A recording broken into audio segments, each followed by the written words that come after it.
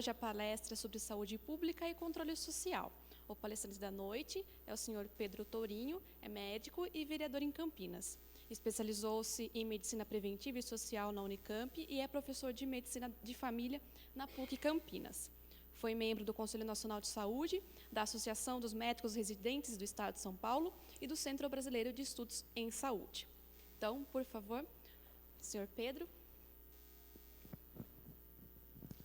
Bem, pessoal, boa noite a todas, a todos. Acho que eu já cumprimentei a maior parte aqui. Quero agradecer muito o convite para poder conversar aqui com vocês e colocar que a ideia aqui é a gente fazer um papo. Eu vou falar um pouco da história do controle social, de algo do que eu entendo que são alguns dos desafios da participação popular no SUS, e aí depois a gente realmente tentar fazer uma troca com base no que é a experiência, a vivência que vocês têm aqui em Araras, que eu acho que é o propósito dessa nossa conversa. E, feito já foi colocado, a minha história pessoal, ela tem tudo a ver com a participação popular. Eu falo de um lugar aí, acho que bem privilegiado nesse sentido. Eu, desde a época que eu era estudante de medicina, eu comecei a participar, enquanto representante dos estudantes da universidade, no Conselho Municipal de Saúde de Belo Horizonte. Na época eu me formei em Belo Horizonte, eu sou de BH, estudei na Federal de Minas Gerais, e acabei decidindo me tornar profissional da saúde pública, me formei, fui trabalhar no interior da Bahia por um tempo, logo que eu tinha me formado, trabalhei 2 anos como médico de família no interior da Bahia, na região metropolitana de Salvador, na verdade. Fui lá também conselheiro local de saúde, vivi o que é um conselho local de saúde, a dinâmica, a diferença da dinâmica entre um conselho local e um conselho municipal. Fui conselheiro municipal de saúde lá em Camaçari, que é uma cidade com 250 mil habitantes, importante polo econômico lá da Bahia. Depois vim para Campinas e aqui, enfim, construindo a militância pelo SUS e as nossas lutas aí do cotidiano, acabei me tornando representante dos estudantes de pós-graduação pela Associação Nacional de Pós-Graduandos no Conselho Nacional de Saúde, onde eu tive por 2 anos e meio, inclusive, cotidianamente com uma pessoa que a gente citou aqui agora, que faleceu hoje, infelizmente, que foi o professor Gilson Carvalho, que foi um sanitarista muito importante, faleceu hoje de manhã. Então, fica aqui esse meu... Queria colocar o nome dele e colocar a minha tristeza e meu respeito pela figura do Gilson, que nos deixou hoje, que foi colega meu na Comissão de Orçamento e Financiamento lá do Conselho Nacional de Saúde. O Conselho Nacional de Saúde tem uma estrutura de comissões muito vigorosa, muito atuante, que se reúne em caráter paralelo, inclusive, ao pleno do Conselho, e foi a COFIN onde a gente aprendeu muito sobre o contexto de financiamento e os desafios para a viabilização do SUS no que diz respeito aos seus recursos. E aí, então, para falar de conselho, eu acho que a gente precisa tentar resgatar um pouco de onde vem a ideia desse formato de articulação entre Estado e sociedade que caracteriza os conselhos, especificamente os conselhos na saúde, de onde vem, por que acontece. O Conselho Nacional de Saúde ele já existe desde a década de 30. Ele é um dos conselhos mais antigos do Brasil. Mas até os anos 80, o Conselho Nacional de Saúde ele tinha um caráter de ser uma espécie de conselho de notáveis. Quem participava do Conselho Nacional de Saúde não eram os membros da sociedade civil de forma ampla, de forma inclusiva. Eram, sim, notáveis, médicos, geralmente pessoas associadas tanto à academia quanto aos núcleos de poder vigente, fossem quais fossem, e que discutiam de forma mais ou menos fechadinha ali o que poderia ser as principais ações. Era muito mais um espaço para legitimação da política que era determinada pelas instâncias de governo do que um espaço de construção. E, lá nos anos 70, a gente tem um processo violentíssimo de migração da população rural, desde os anos 50 vindo para a cidade. A gente tem um adensamento urbano muito acelerado no país, e o tipo de problema e o tipo de reação, de modo de lidar com os problemas de saúde no país passa, então, por uma mudança radical num prazo muito curto. As populações das periferias, os grupos que, de repente, estavam lotando as cidades do nosso país e se viam completamente desprovidos de qualquer acesso à saúde lá nos anos 70, começo dos 80, começam a se organizar. Vale lembrar, para quem viveu só a era pós-SUS aqui, eu vejo alguns jovens aqui, né, que na era pré-SUS, quem não tinha carteira assinada não tinha acesso a nenhum tipo de assistência à saúde que não fosse de caridade, geralmente eram as Santas Casas, entidades filantrópicas que prestavam assistência à saúde, e mais de 60% dos trabalhadores do Brasil não tinham carteira assinada. Então, daí dá para a gente ter uma noção do grau de exclusão que a gente lidava, né, eram chamados, o nome que era usado nos hospitais para essas pessoas eram os indigentes, né. Só que o detalhe é que nós tínhamos uma população, 60% da nossa população era de indigentes antes do SUS, né? E, junto com os movimentos pelo fim da ditadura, né, a gente começa a ter algumas organizações de base em periferias, geralmente articuladas com apoio da academia, com apoio de alguns setores que faziam combate e resistência à ditadura, se organizando em entidades locais para discutir localmente os problemas de saúde, os problemas do cotidiano, a partir de uma lógica, que é a lógica da educação popular, que é a lógica de que é a partir dos problemas concretos das pessoas que o aprendizado e a transformação podem eventualmente se dar. E esse processo, ele cresce muito vigorosamente, muito rapidamente, ao longo dos anos 80, junto com o movimento pela redemocratização. Então, no começo dos anos 70, a gente tinha 1 ou 2 conselhos de saúde, um movimento incipiente de saúde lá na Zona Leste, né, de São Paulo, era um movimento importante, que é um exemplo que acaba se espalhando para o resto do país.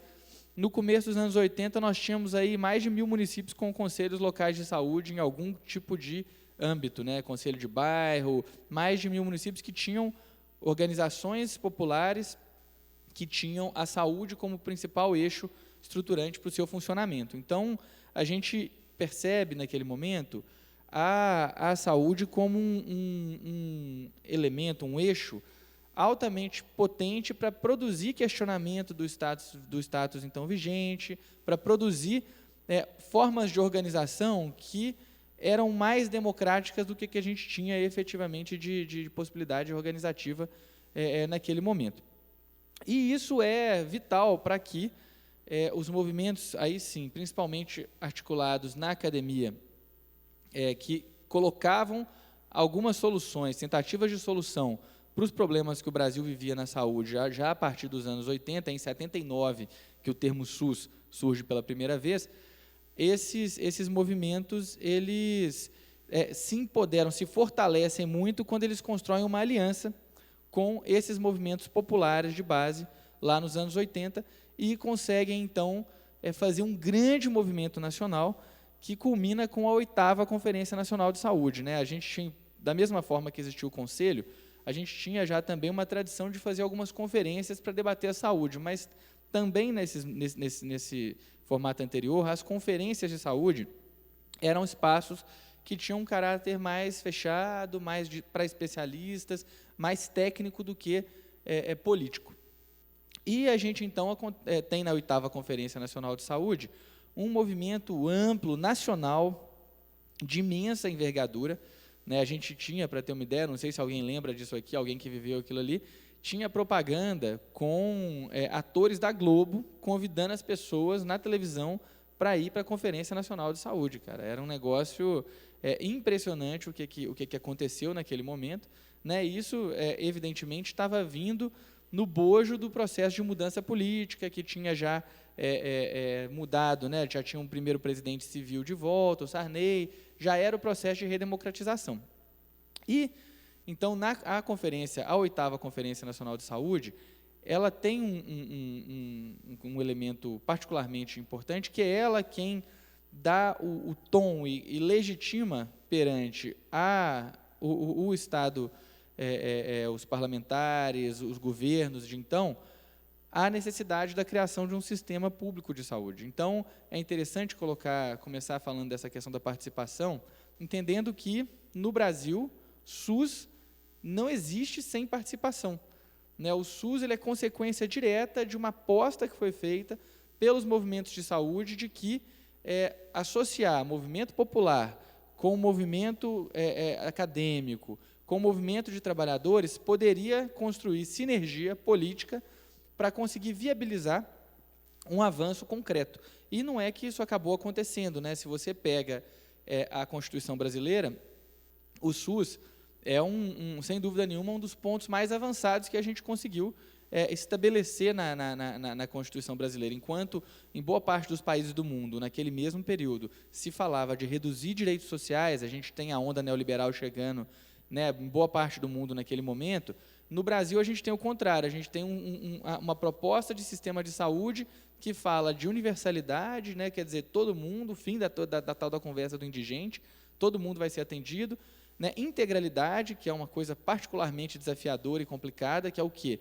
É tratar o sujeito como um todo, entendendo, né, a complexidade dos fatores que determinam o processo de saúde e doença e optando por enfrentar essa questão do processo de saúde e doença na sua complexidade, né, e a equidade, que é produzir justiça social na organização e no ato do cuidado.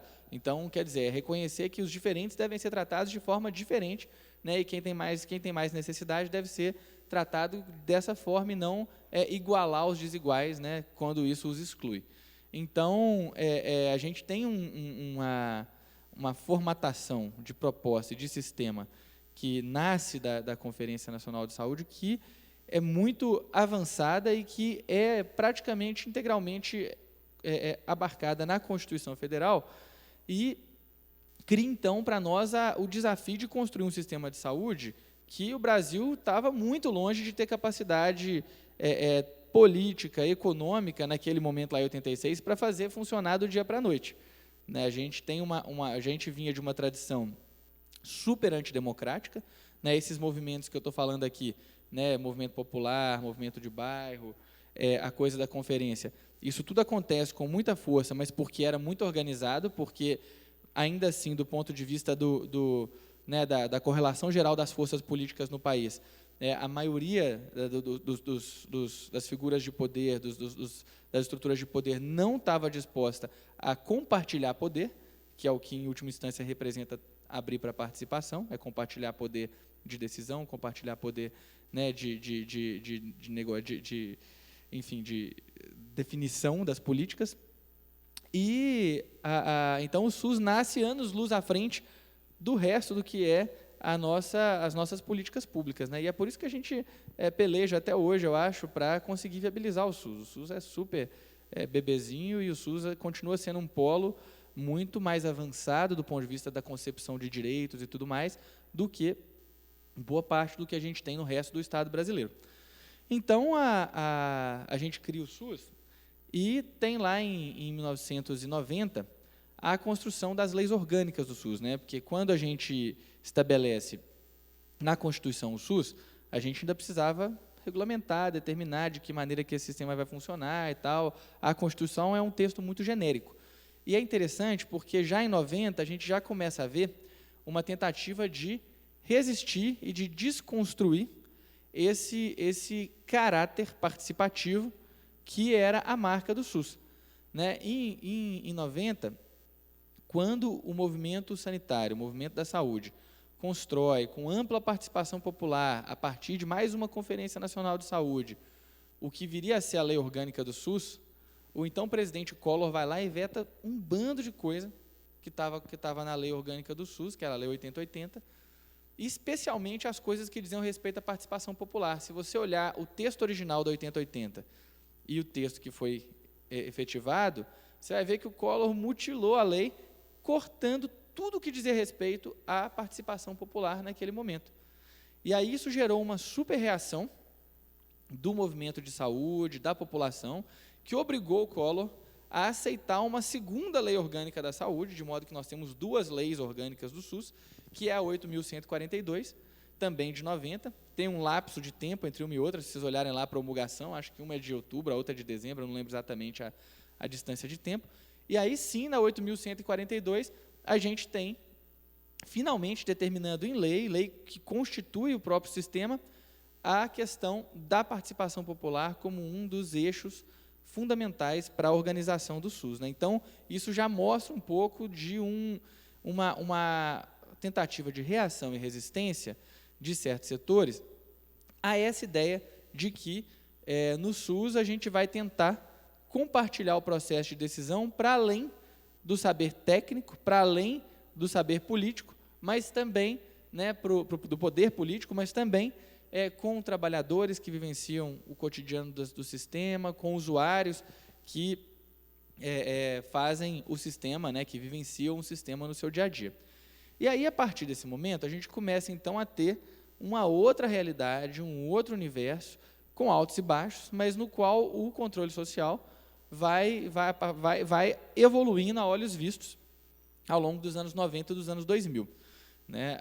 Uma coisa muito importante que foi estabelecida no funcionamento dos conselhos é o reconhecimento de que saberes e poderes diferentes têm que ter representações distintas dentro do conselho. Então, o Conselho de Saúde, por lei, ele tem que ser paritário. O que é a paridade? Pelo menos 50% do conselho tem que ser composto por representações de usuários.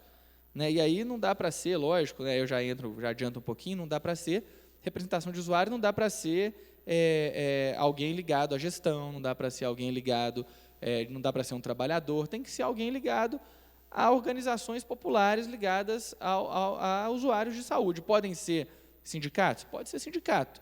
Pode ser associação de bairro? Pode ser associação de bairro. Pode ser associação de pessoa com patologia? Pode ser associação de pessoas com patologias específicas. Agora, não dá para ser não dá para contrabandear uma associação de dentistas para ter vaga de usuário, feito a gente vê acontecendo em alguns lugares. Por quê? Porque, por mais que a gente reconheça que todos são iguais, o voto de todo mundo vale a mesma coisa e tudo mais, é uma falácia e contradiz o princípio da equidade a gente negar que, se você coloca 3 usuários da saúde da comunidade e coloca um médico para sentar na mesa e discutir saúde, quem é que vai pautar a discussão, quem é que vai determinar o tom da discussão?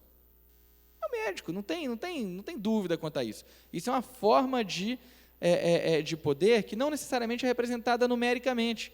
Chega num determinado ponto, o argumento técnico é capaz de desqualificar qualquer argumentação que não seja muito bem estruturada, que venha de outros setores que não se enxerguem como tecnicamente tão aptos, tão hábeis para contrapor. Então, felizmente, né, os formuladores que organizaram a estrutura de conselhos, eles pensaram nisso, então, colocando o quê? Que os conselhos eles deveriam ter 50% de usuários, e aí, pouco tempo depois, o Conselho já estabelece, o Conselho Nacional de Saúde, como uma diretriz para os conselhos locais, para os conselhos infranacionais, que eles deveriam ter uma representação em que 25% do restante fosse de trabalhadores e 12,5% de gestores e 12,5% de prestadores de serviço. Prestadores de serviço são santas casas, clínicas conveniadas, né? Então, esse é o gestores propriamente ditos. No Conselho Nacional de Saúde, por exemplo, os gestores são os representantes dos gestores municipais, representantes dos gestores estaduais, representantes dos gestores federais. Prestadores, você tem associação de santas casas, você tem associação, deixa eu ver o que mais que você tem ali de prestador, de laboratórios que prestam serviço, são os prestadores. Nos trabalhadores, você tem os sindicatos das áreas da saúde, então você tem representação dos sindicatos dos psicólogos, dos enfermeiros, você tem representação da Confederação Nacional dos Trabalhadores da Seguridade Social, e nos usuários você tem estudantes, você tem movimento negro, movimento LGBT, tem movimento ligados às associações ligadas às patologias específicas, então você tem lá a Federação do Celíaco, você tem a Associação Brasileira de Alzheimer, você tem um bando de entidades que estão lá compostas, e o movimento sindical também, em geral, não o movimento sindical específico da saúde, que está lá representado também. Então, acaba que isso é uma tentativa de compor um panorama amplo, representativo, que possibilite, que possibilite um funcionamento e a construção de um espaço de negociação. E aí eu acho que é um ponto muito importante colocar, né?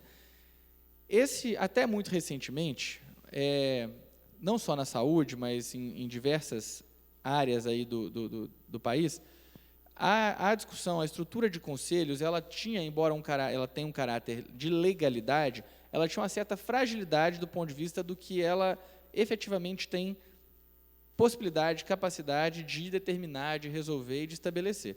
Então, você tem alguns municípios em que você tem regulamentado que uma deliberação do conselho tem que ser seguida de uma determinada maneira, você tem alguns contextos estaduais em que isso é mais vigoroso, dependendo do Ministério Público, isso é mais ou menos obedecido, né? Mas você tem muitos e muitos e muitos municípios e contextos no Brasil em que a deliberação dos conselhos acaba sendo ignorada peremptoriamente quando ela gera alguma discordância em relação àquilo que é a vontade, por exemplo, do gestor local, né? Infelizmente, isso aconteceu por muito tempo. Agora, a gente teve recentemente um grande avanço, que foi a Política Nacional de Participação Social, né, que é um decreto importantíssimo, que para nós da saúde não é surpresa nenhuma, causou uma certa reação em alguns setores mais conservadores, porque o pessoal nega um pouco essa realidade que a gente já tem hoje no Brasil, mas para nós da saúde foi um grande alívio, porque a partir desse momento fica muito mais claro para todos nós o que realmente são as atribuições dos conselhos, como é que eles têm essa interface com a sociedade, com a tomada de decisões, né? Então, um desafio muito grande que a gente que vai construir uma estrutura desse tipo tem que enfrentar é contrapor uma cultura que é ainda, a meu ver, uma cultura predominante nos nossos equipamentos públicos, nos nossos governos, que é uma cultura autoritária, uma cultura de que a negociação só serve quando eu saio vitorioso. E a própria essência dos conselhos, ela parte de um princípio um pouco diferente disso. Ela parte, efetivamente, de uma aposta de que você vai ser capaz de fazer políticas públicas de forma mais qualificada, mais responsável, melhor prestados os serviços, se você compartilhar o processo de decisão e o processo de formulação das políticas. Então, essa aposta, que foi feita lá nos anos 80, ela segue sendo um grande desafio para a gente, né? Como é que você consegue abrir mão, quem está num determinado espaço de poder, consegue abrir mão de exercer aquele poder de forma monocrática ou mais ou menos concentrada, né, para compartilhar com outros grupos que às vezes são antagônicos, são divergentes, têm discordâncias e outros projetos, para que a gente consiga construir uma política na qual as pessoas se enxerguem, antes de mais nada, como sujeitos, né, enxerguem que elas são parte da construção daquela política e que as pessoas defendam aquela política, porque lá no fundo, essa era uma grande aposta também de quem propôs a história dos conselhos. Era o quê? Na medida em que a sociedade toda participar da construção das políticas, a sociedade vai defender as políticas que forem construídas, a sociedade vai apostar que essa política vale a pena, que essa política é correta, que essa política tem que ser feita. Então, o desafio dos conselhos ele é de duas mãos, porque quem abre mão de um determinado grau de poder para construir politicamente de forma compartilhada uma política pública feita o SUS, espera como contrapartida a defesa do SUS, a defesa nas suas fragilidades e nas suas fortalezas, né? E acho que esse é um desafio que eu sei que eu estou falando para muitos conselheiros, que é um desafio que eu acho que quem tem essa vivência tem que ter clareza, né? Quando a gente vivencia um contexto de conselho, em que o conselho é respeitado, em que o conselho é um conselho que tem a Secretaria de Saúde presente, tem o segmento dos trabalhadores presente, tem o segmento dos usuários organizado, mesmo assim, de vez em quando, ou frequentemente, nós vamos ter muitos problemas no sistema.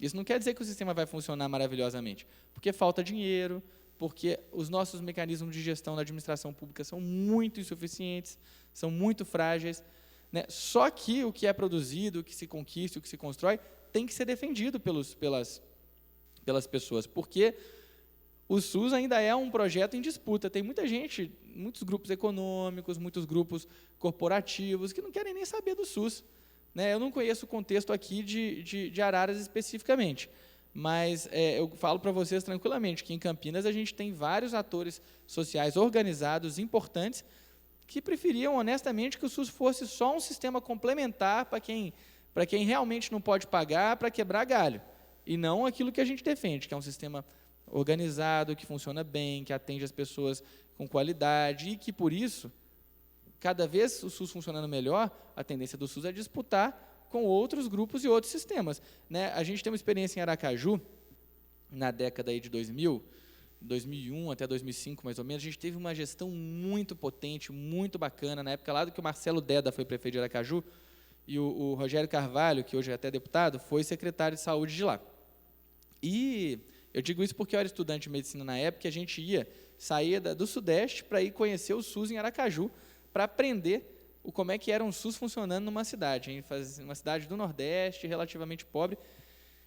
E naquela cidade, depois de uns 2, 3 anos de estruturação da rede, o que começou a acontecer? Uma consulta num posto de saúde demorava 1, 2 dias, no mais tardar era 2, 3 dias, 1, 2 dias para acontecer. Uma consulta com um especialista, 90% das especialidades você conseguia com bastante rapidez, com 2, 3 semanas, você conseguia uma consulta com um especialista. Tinha uma estruturação de urgência e emergência que dava conta. O que começou a acontecer? O setor privado começou a minguar em Aracaju. Gerou uma crise no setor privado, teve plano de saúde quebrando lá. Por quê? Porque o trabalhador, ao invés de contribuir com R$50 por mês do seu salário a mais, para poder pagar o plano empresa lá da empresa dele, ele falava, não, deixa eu ficar com esses R$50 aqui para a minha vida e eu vou usar o SUS, porque eu estou confiando no SUS. Isso aconteceu, a Unimed de Aracaju teve uma redução de 35% nos seus associados naquele período. Então, isso mostra um pouco do tamanho do conflito que um sistema de saúde público de qualidade representa para grupos econômicos importantes, organizados e poderosos. Né? Então,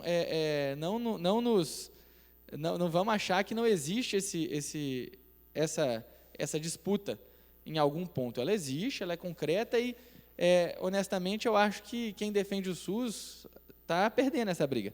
Está perdendo essa briga porque a gente hoje tem o SUS como um exemplo de atendimento de má qualidade. Está pior do que o SUS. Quem já falou isso várias vezes, já ouviu falar isso? Está pior do que o SUS. Quer dizer, o SUS é o parâmetro de ineficiência, o SUS é o parâmetro de insatisfação.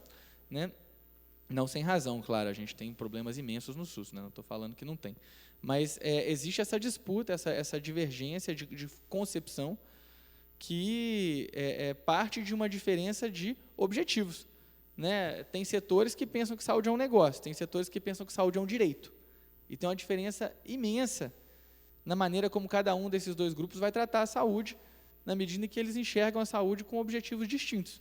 Então, voltando aqui à coisa do conselho, né, é uma aposta muito grande que foi feita pelos militantes que fundaram essa dinâmica altamente participativa que o SUS tem, que era de que os usuários, os trabalhadores iam defender arduamente o SUS, lutar pelo SUS, não só cobrando, mas debatendo, multiplicando, sendo realmente pessoas que iam aí fertilizar os corações e mentes aí pelo país afora, falando de que a gente pode sim ter um sistema público, gratuito, de qualidade, num país feito o Brasil.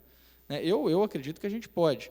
Né? Eu acho que a gente tem, por exemplo, um grande gargalo, que é o financiamento do SUS, que hoje ainda é muito insuficiente para a gente chegar nesse objetivo que a gente tem. Sem mais recurso federal, estadual e mesmo municipal, embora os municípios estejam já gastando muito dinheiro com o SUS hoje, do que eles têm, é muito difícil a gente ter um horizonte de ver o SUS funcionando de forma mais adequada, de forma mais plena. Né? Por exemplo, recentemente teve a prestação de contas da saúde lá em Campinas, lá na Câmara, que é uma determinação que a gente tem que fazer, tem que ter o Breno sabe disso aqui, né? Uma prestação de contas quadrimestral da Secretaria de Saúde, em que ela apresenta o que acontece com o sistema local de saúde, o financiamento. A gente viu lá agora que o governo municipal banca 69% do SUS de Campinas, o governo federal banca 30,31%, 30, alguma coisa, e o Estado banca 0,14% do SUS Campinas. Eu imagino que vocês devem ter uma coisa mais ou menos parecida aqui também, né? Então, assim, eu me pergunto, entendeu, como é que a gente pode viver um contexto de sistema de saúde em que um ente federado se omite barbaramente de financiar o sistema. Né? A expectativa de financiamento do SUS é tripartite, é União, Estado e município, porque cada um desses três entes capta impostos, tem receita e, portanto, tem responsabilidade também com o SUS. Enfim, né? E aí, só para avançar um pouco mais nessa questão, então, da participação, tem um desafio muito grande para quem vivencia a questão dos conselhos e tudo mais, que é o seguinte: o conselho, por ter essa organização um pouquinho diferente, por exemplo, de uma Câmara, né? Não é o conselho não é um parlamento em que a eleição se dá por partidos, por entidades estabelecidas dentro da estrutura política tradicional. O conselho, ele entende, o conselho não, né? Quem propôs os conselhos entende que essas estruturas, feitos os partidos, as câmaras, os congressos, eles têm uma limitação na capacidade deles de serem representativos, efetivamente, das pessoas, das necessidades das pessoas no seu dia a dia. Eu acho que quem está vivendo, feito eu tenho vivido, Breno vive, o cotidiano de um parlamento municipal sabe disso, sabe que tem uma série de questões da dinâmica de um legislativo que façam com que o legislativo tenha as suas potências e as suas limitações. E quem formulou os conselhos entende que era necessário abrir mais espaço dentro da máquina da gestão pública, mais do que o parlamento já oferece, para que as coisas pudessem funcionar. Né? Então, abrir um espaço para entidades que nem sempre são tão organizadas. Por exemplo, no Conselho Municipal de Campinas, você tem o MOPS, Movimento Popular de Saúde, com representação. O que precisa para ser do MOPS? Precisa ir numa reunião do MOPS. Se você foi numa reunião do MOPS, você já pode ir lá se candidatar como um membro do Movimento Popular de Saúde e tudo mais. Né? Quer dizer, não é um negócio igual a um partido que você tem que estar afiliado há um ano, não sei o quê, não sei o quê. Então, por ser dessa forma, mais dinâmico, né, menos burocratizado e tudo mais, os conselhos, eles também não são, igual na Câmara, espaços em que você ganha e você perde, que bate o martelo e fala, bati, acabou aqui, agora você me obedece porque eu ganhei. O formato dos conselhos faz com que eles necessariamente sejam espaços em que tem disputa, mas que a tônica central tem que ser a da negociação. Tem que ser a das pessoas sentarem e abrirem mão de um pouquinho aqui, de um pouquinho ali, buscar o que é possível, aprender junto e construir uma dinâmica cooperativa. Isso que eu estou falando é um grande desafio, porque, lógico, todo espaço colegiado, feito conselho, vai ser sempre um espaço de disputa política. Mas o desafio é fazer com que, mesmo com aqueles com quem você disputa politicamente, você tenha condições de chegar em consensos e fazer acontecer. Por que eu estou falando isso? Eu vou dar exemplo. Se você tem um conselho muito combativo, muito estruturado, e que tudo que a gestão propõe, o conselho fala não. Tudo que a gestão vai querer fazer, o conselho fala não. O conselho diz que não quer nem saber. O que acontece rapidamente? O secretário de saúde para de ir no conselho. O secretário de saúde esvazia o conselho e fala, vou gastar meu tempo aqui, porque é isso, eu tenho um X de poder que eu posso usufruir, que já é muita coisa, e aí eu vou brigando com esse conselho, mas não vou me desgastar, eu mando uma pessoa do terceiro escalão aqui para poder participar, finge que está participando e vamos lá. Entendeu? Então, é um desafio muito grande construir, com essas diferenças de poder que eu falei, com essas diferenças de conhecimento que eu falei, sem excluir ninguém. E quando eu digo sem excluir, não é dar direito à fala, é garantir que todos os interesses estão, de alguma forma, representados. A gente viveu no Conselho Nacional de Saúde, de 2007 a 2010, exatamente isso que eu estou falando. A gente tinha uma gestão federal que tinha uma disponibilidade muito pequena para negociar com o Conselho.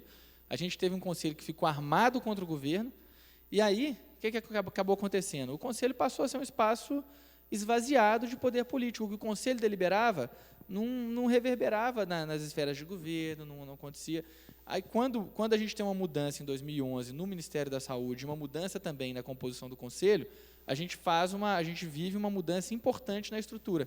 E aí passa-se a tentar se construir consensos, de modo que foi a partir de dentro do Conselho que a gente formulou uma série de políticas que hoje são políticas importantes dentro da estrutura do SUS. A Política Nacional de Saúde Integral da População Negra é uma política que foi formulada dentro do Conselho, pelos representantes do Conselho, em negociação com os entes dos trabalhadores do governo. Política Nacional de Saúde LGBT foi construída assim também. Política Nacional de Saúde dos povos de campo e floresta, né, populações ribeirinhas, não sei o quê. São várias a política, o Provab, que é uma política importante, provimento, não sei se tem Provab aqui. Não? Aqui tem mais médicos? Tem quantos? 5. Então, o Provab, o Mais Médicos foi construído. O Provab, por exemplo, é um programa que traz o recém-formado para trabalhar no SUS durante 1 ano. É um programa que foi formulado pela nossa representação. Eu tive parte em formulação do Provab, que eu era da representação dos pós-graduandos naquela época. A gente sentou, discutiu com o governo, viu qual era o recurso que tinha, falamos o que a gente queria, e aí fomos negociando. Demorou 1 ano? Demorou 1 ano e pouco para sair, mas saiu. Então, o desafio que a gente propõe, eu acho que é talvez um grande desafio para fazer os conselhos funcionarem, é isso, é a gente entender que no conselho não dá para romper de vez com nenhum dos componentes, dos atores que constroem o conselho.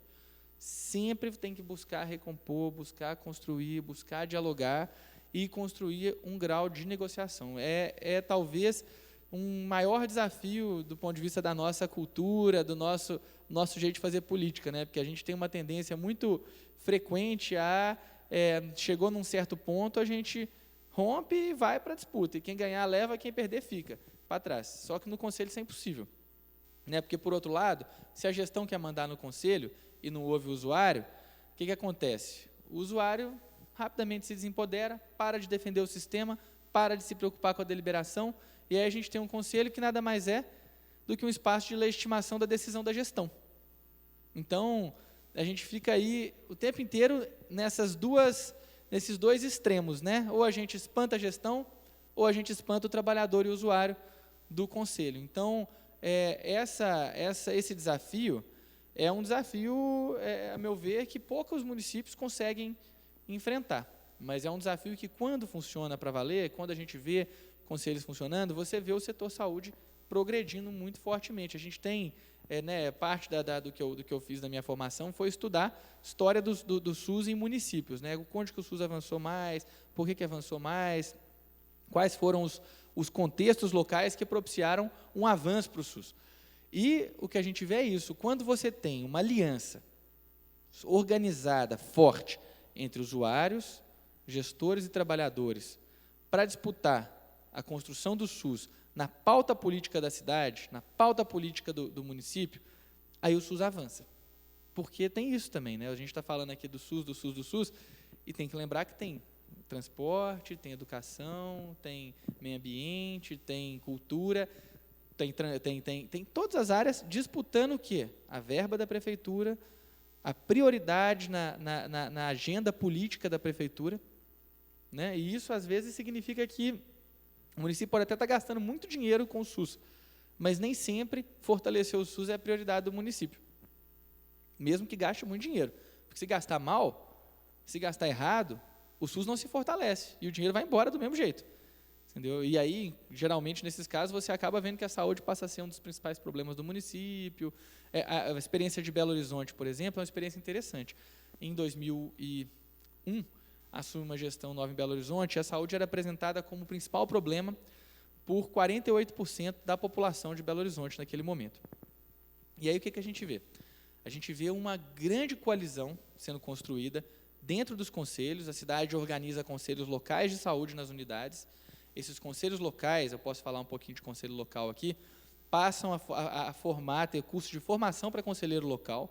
Então, forma-se uma massa de conselheiros organizados nos bairros, e isso passa a ser usado como instrumento para disputar orçamento participativo, disputar a pauta da Câmara de Vereadores, disputar os debates junto à Prefeitura, e a gente vê o SUS de Belo Horizonte avançando, num prazo de 8 anos, de 40 equipes de saúde da família para 540, num prazo de 6 anos, na verdade, para 540 equipes de saúde da família. Quer dizer, uma mudança de prioridade, uma inversão de proposta para o município, que o percentual que o município gasta, lógico, subiu, mas proporcionalmente a cobertura de atenção básica, funcionamento do sistema cresceu assim, muito mais, de modo que, inclusive, quando acabou a gestão, essa gestão que realizou essa questão, a saúde não aparecia entre os 5 principais problemas, apontados pela população da cidade. Era uma cidade grande que não tinha saúde como um dos grandes problemas.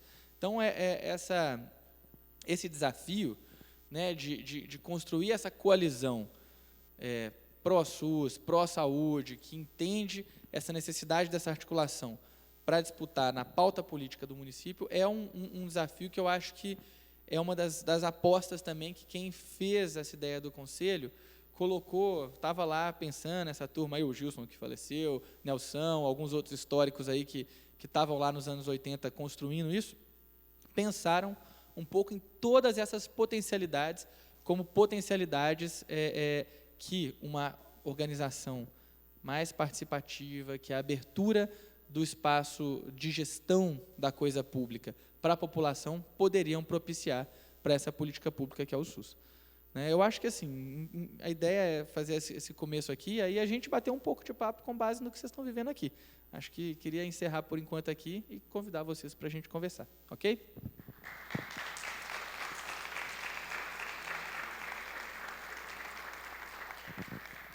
Bom, então agora a gente vai abrir para as perguntas. Para o pessoal que quiser fazer pergunta, a gente tem um microfone aqui ao centro, eu vou só direcioná-lo. E vocês fiquem à vontade, tá? Isso, perguntas, colocações, exemplos, tá? Já temos um ali, já pode vir aqui, eu vou ajustar o microfone para você.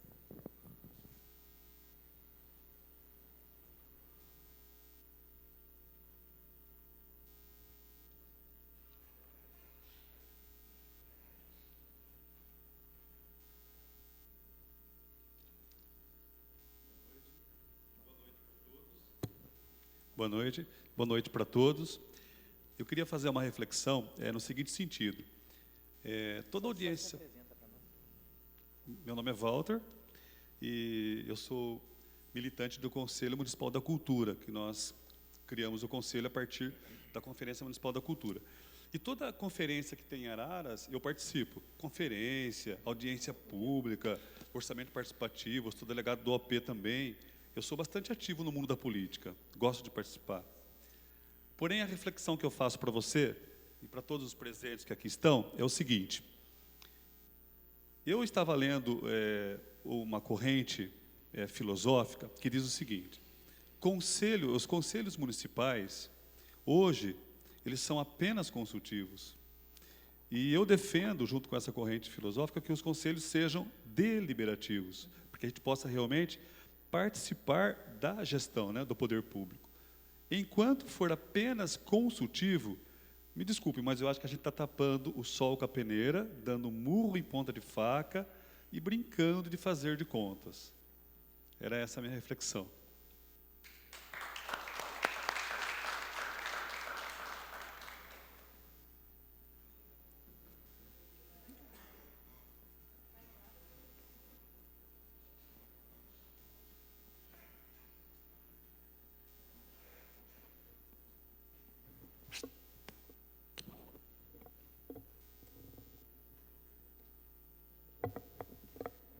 Boa noite a todos.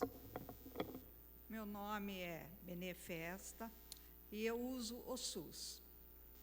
Eu queria falar que aqui em Araras, o SUS é muito bom, desde que a pessoa entenda, porque essa semana eu tive consulta e a enfermeira-chefe lá no Bianchini, com psiquiatra. A enfermeira-chefe ficou quase meia hora falando para as pessoas que não percam a consulta. Ela é marcada a cada 2 meses. Se você não perder, você tem o médico. E o que acontece? A pessoa chega lá no dia e ela quer a receita que não é o dia dela de consulta. Mesma coisa é o cardiologista, os 2 médicos que eu uso pelo SUS. O cardiologista do SUS é o mesmo que o meu genro, que é pós-infartado, minha filha, uso no consultório. Quando eu conto para ela a minha consulta, o que ela fala? Mãe, é a mesma que ele faz no consultório. Ele começa dos pés e vai até a cabeça. Ela falou, essa consulta ele faz no consultório, por isso que ele só consulta 8 pessoas por dia no SUS. Então, eu acho que quando a turma reclama, o pessoal no geral, sobre a saúde pública de Araras, falta um pouco de entendimento das pessoas para que não percam a sua consulta, como explicou a enfermeira lá para muitas gentes, várias pessoas que estavam lá tentando discutir porque queriam receita e tinham perdido a consulta. Foge um pouco do tema que é legislação, mas eu precisava explicar essa parte. Porque desde que o meu marido aposentou, eu ganho salário mínimo. E nós temos mais de 70 anos, foi impossível ficar com plano de saúde, né? Então, nós passamos a usar o SUS. Mas o SUS em Araras, desde que a pessoa colabore com ele funciona assim.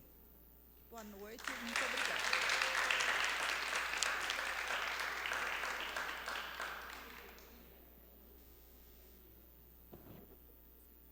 Boa noite, meu nome é Lília. A minha pergunta é o seguinte: faz 30 anos que eu sou médica aqui, eu trabalho tanto pelo SUS como para convênio. E o que vem me preocupando há anos é o seguinte: com as exigências da ANS, os convênios estão se estrangulando. O SUS é um sistema bom, mas, como você mesmo disse, ele tem muitas falhas. Qual é o meu maior medo? Com as exigências que estamos tendo nos convênios. As pessoas, se os convênios param, essas pessoas vão cair no SUS. Como o SUS vai fazer com a demanda dessas pessoas? Outra preocupação minha: o judiciário está dando muito direito para as pessoas de adquirir medicamentos através de processos judiciais. Desde medicamentos que custam R$5 até medicamentos que custam 7, 8 mil reais. Como o SUS vai suportar essa demanda desses gastos, seja governo federal, estadual, municipal? Terceira coisinha, tá? Como um jeito do SUS melhorar é modificando a tabela SUS.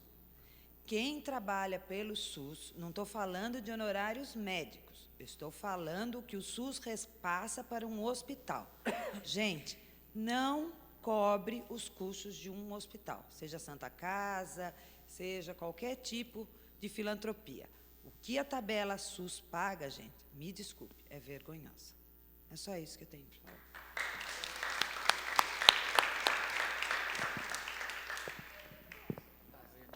falar. Boa noite, doutor Pedro. Boa noite a todos. Em primeiro lugar, agradecer, parabenizá-lo. Foi muito interessante. Eu perdi o comecinho, mas foi muito enriquecedora a sua palestra. Eu agradeço. Eu gostaria de me colocar aqui como defensora do SUS. Como acabou de dizer a doutora Lilian, eu sei também, porque eu sou da área de saúde, eu sei da dificuldade que é.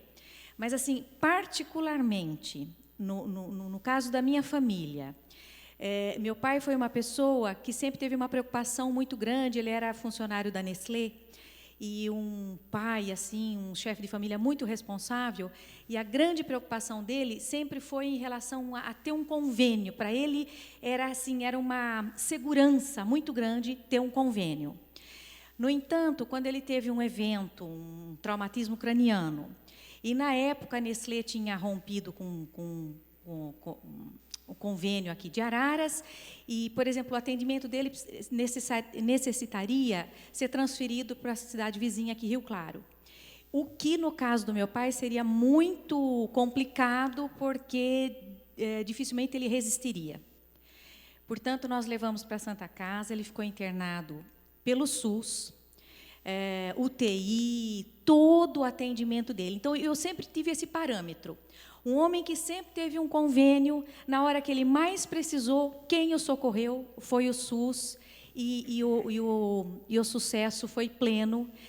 Posteriormente, minha mãe também, tratando o problema de câncer, foi a mesma coisa.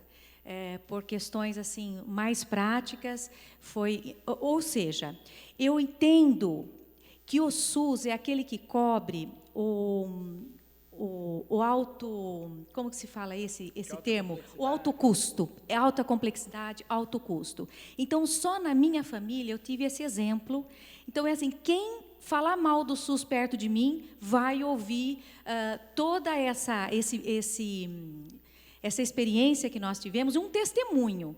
Eu sei que precisa, é claro, ter essa dosagem, justamente porque vai chegar um ponto que nós não vamos saber como suportar esses custos. Mas, pessoalmente, eu sei de tratamentos também na questão de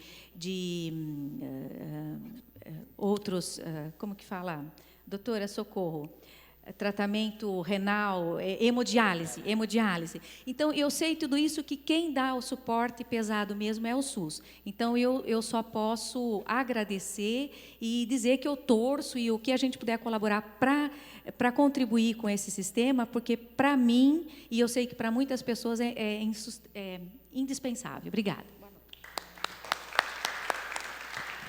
Só antes da gente passar, eu fiquei meio tentado aqui com algumas das perguntas, queria colocar um pouco dessa discussão. Achei legal. Como é que é o nome da senhora? Elaine. A dona Elaine e a dona Enefiesta, é isso? Benefesta. De certa forma, a fala dela dialoga um pouquinho com a fala da Lilian, né, que é o quê? Realmente, assim, a gente tem... primeiro, é interessante porque mostra um pouco dessas duas concepções que eu falei por cima um pouquinho mais cedo, né? O que é saúde como direito e o que é saúde como negócio. Nos planos de saúde, isso é uma realidade, não é que eu não gosto de plano, não, também tem plano. Os planos de saúde, eles têm uma tabela de custos para o usuário que ela é progressiva com a idade. Na medida que você vai ficando mais velho, você vai pagando mais, porque supõe-se que você vai usar mais o sistema. Então, o que acontece na prática? Você começa a pagar o seu convênio quando você tem 30, 35 anos, quando você faz 60 anos, e quando finalmente você vai começar a usar o sistema, porque até lá você estava saudável, você já não consegue mais pagar, você para de ter o convênio e você vai ser tratado no SUS. Então, como é que a gente vai dar conta dessa demanda da turma que está vindo do convênio para o SUS? A gente já dá. Porque também, além disso, as coberturas dos convênios hoje são muito insuficientes, e tudo quanto há de procedimento de alto custo cai nas costas do SUS mesmo. Então, hemodiálise, quimioterapia, transplante, todo atendimento ao trauma, quem paga é o SUS. 96% do atendimento ao trauma do Brasil é feito pelo SUS. 4% é feito em hospital privado, e isso inclui usuários que têm plano ou não, porque, inclusive, o ressarcimento dos planos ao SUS é marginal, é mínimo, né? Então, eu tenho um plano, eu sofro um acidente de carro, vou para um hospital do SUS, o SUS paga todos os meus custos e o convênio não paga o SUS de volta por aquilo que eu gastei no SUS. Em tese, como eu tenho desconto no meu imposto de renda, com o que eu gasto em saúde e tudo mais, em tese, quem se responsabilizou pela minha saúde, pelos custos de cuidar da minha saúde, é o convênio. Mas acontece que, de fato, os convênios não fazem ressarcimento quase nenhum, né? Em 2012 começou a melhorar um pouco isso aí. A estimativa que tem-se sobre isso é que os planos devem mais de 20 bilhões de reais para o SUS. Entendeu? Mais de 20 bilhões de reais para o SUS, se você for somar com série histórica o que deixou de ser ressarcido. Então, é uma quantidade imensa de dinheiro que o SUS banca mesmo para quem tem.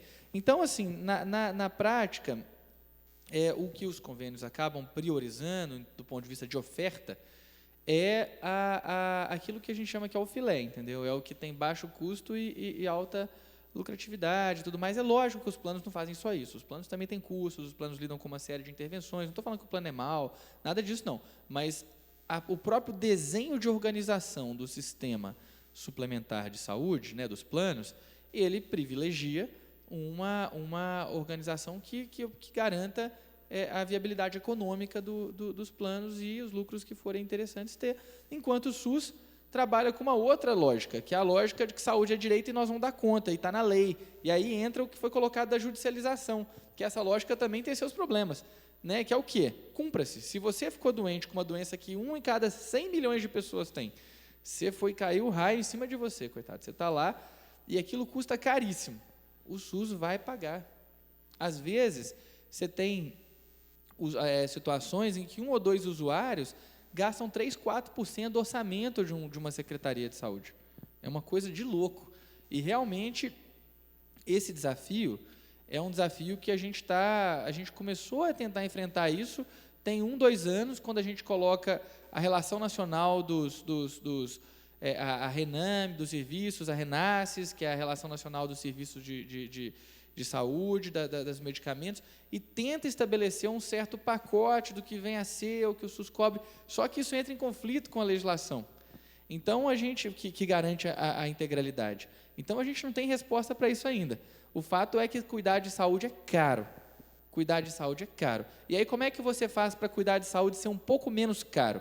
Onde que a gente tem experiências pelo mundo afora que mostram maneiras em que cuidar de saúde pode ser bom, eficaz e mais barato. O melhor exemplo, na minha opinião, é o que a Inglaterra fez, que foi o quê? Montar um sistema 100% público, lá só tem SUS, lá não tem setor privado, totalmente organizado com lógica, a partir da lógica da atenção básica à saúde, da atenção primária à saúde. Lá na Inglaterra, 50% dos médicos, mais ou menos, é médico de família, é médico do posto. 50% dos médicos é médico de família. No Brasil, com título de médico de família, não chega a 0,5% dos médicos. Entendeu? Então, a gente tem uma distância muito grande do ponto de vista de cultura profissional, de organização de sistema, de incentivo, de estímulo, para que... Opa! Que honra aí o prefeito. Tudo bem? A gente tem um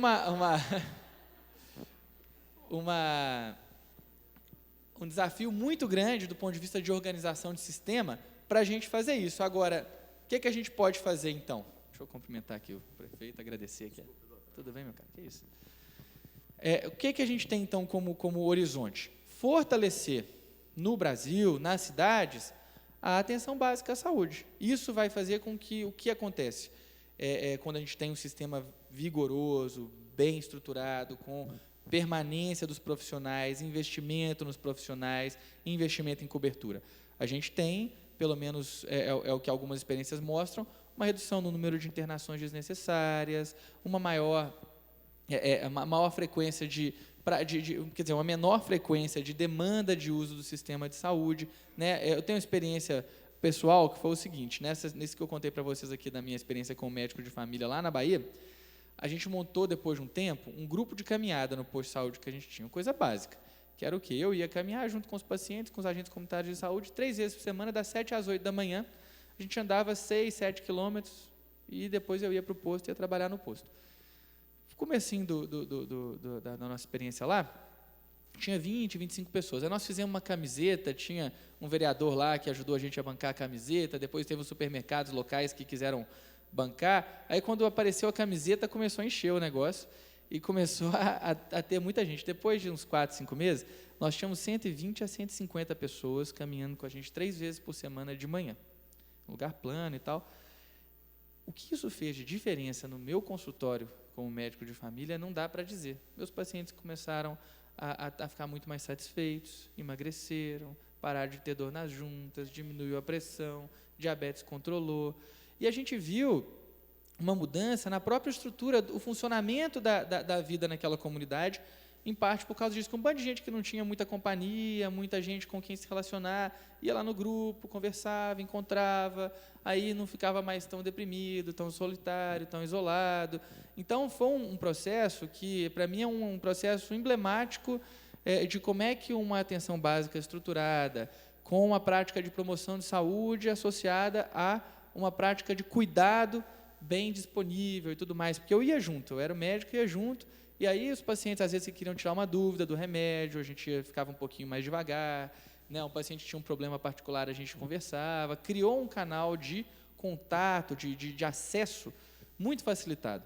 E foi uma revolução lá na vida do nosso centro de saúde, entendeu? Então, assim, isso para mim é um exemplo de experiência que eu vivi, que eu posso falar da minha experiência, que é muito bacana, muito potente e que faz a gente acreditar muito no potencial que a atenção básica à saúde tem para tentar dialogar com isso que foi colocado, né? Como é que você dialoga com um sistema caro, que não funciona tão bem, que tem judicialização quebrando as prefeituras. A média das prefeituras hoje é gastar 22%, 24% dos seus orçamentos municipais com saúde, gente. É 1/4 do orçamento municipal, 1/5. Quanto é que está aqui? Deve estar 30% do orçamento municipal com saúde. É um negócio que ninguém aguenta, né? Não dá para aumentar gasto em saúde aqui mais. Não tem como fazer isso. O que tem que fazer, então? Tem que melhorar a qualidade do gasto. cada vez mais para conseguir gastar e ter melhores resultados com o que tem, porque daqui do cofre aqui da prefeitura, aí, eu digo com muita tranquilidade, não dá para esperar ter mais dinheiro do que isso, entendeu? O município tem uma série de outras responsabilidades também. Essa questão, acho que seria, para nós, é o que a gente enxerga como o horizonte para a gente continuar construindo, né? Continuar esperando que o SUS avance. E aí quero dialogar também com a coisa do conselho, né, deliberativo versus consultivo. Cadê o Walter? Isso que o Walter perguntou. Eu concordo, né? O Conselho de Saúde, inclusive, é um conselho que ele é, por determinação de lei, deliberativo. Tá? Aí eu acho que os conselhos consultivos, dependendo da relação que existe com o executivo municipal, né, com a gestão dos movimentos, um conselho consultivo pode contribuir imensamente para estruturar essa prática de diálogo que eu falei aqui, né, essa prática de negociação, estabelecer o diálogo como a regra para a gestão de uma determinada política pública. Né? Agora, preferencialmente, um conselho deliberativo tem mais força política. Só que, feito eu falei também, muitas vezes os conselhos ditos deliberativos, eles são largados também, entendeu? Porque depende muito da correlação de forças, da vontade política dos atores que estão envolvidos no processo. Não existe fórmula ideal falar assim, ó, se não for deliberativo, não presta. Pode ser que preste. Eu prefiro que seja deliberativo. Mas, às vezes, com um conselho consultivo e uma secretaria de cultura, por exemplo, democrática, horizontal, que respeita movimentos, que dialoga contradições e tal, você pode ter um conselho consultivo pautando a política de uma forma muito bacana, entendeu? Então, eu acho que cada caso é um caso, né? Mas, sem dúvida nenhuma, a gente briga, por exemplo, lá em Campinas, a nossa discussão na Câmara, quando vai se criar conselhos, criou-se agora o Conselho de Ciência e Tecnologia. Minha fala lá foi de defender que o conselho tivesse um caráter deliberativo, né, ou que a decisão do conselho fosse estabelecida como uma decisão do mais alto âmbito na estrutura da secretaria.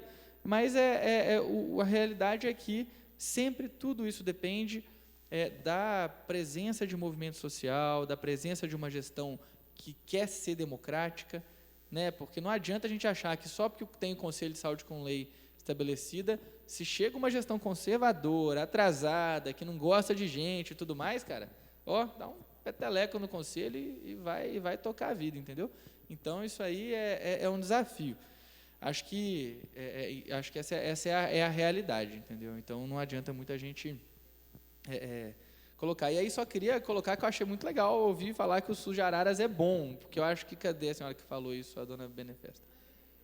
Tá ali.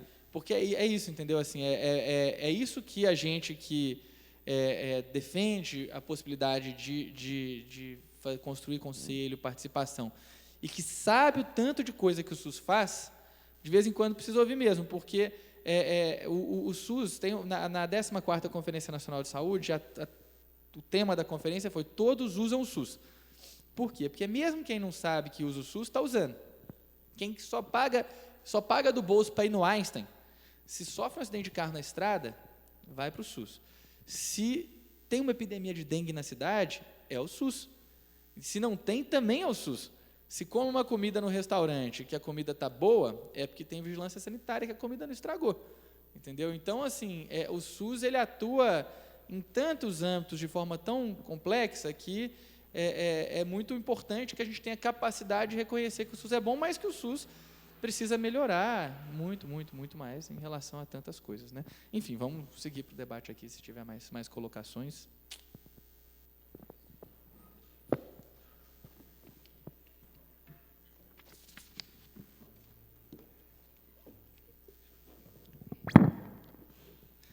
Boa noite a todos, meu nome é Igor.